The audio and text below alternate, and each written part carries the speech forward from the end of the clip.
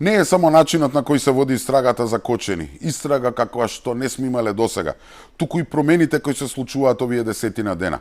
Реакцијата на власта по трагедијата е речиси целосно различна од било која реакција на било која власт досега.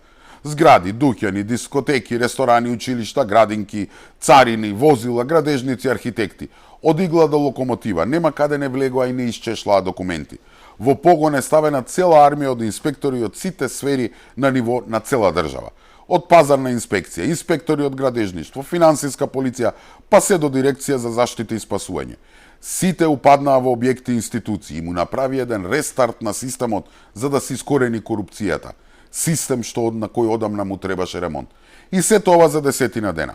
Да ве прашам, дали вакво нешто имаше после пожарот во модуларната болница или после несреќата во Ласкарци или во Бугарија? Дали и тогаш се проверуваше дали сите болници, амбуланти и ординации ги исполнуваа условите? Дали после автобуските несреќи се направи проверка на сите автобуси, сите фирми за превоз, таксисти и слично? Дали се проверуваа лиценци, дозволи, техничка исправност? Не. Но и покрај ова, покрај се што е направено повторно, има такви на кои не им се верува.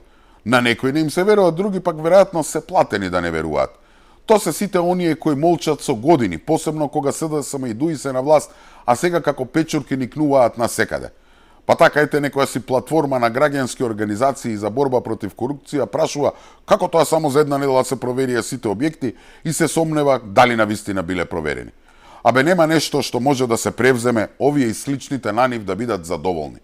Сушност, знам ја што ќе ги задоволи. Да се врати СДСМ на власт. Нели, тоа за нив е решението. Немојте ви се мола.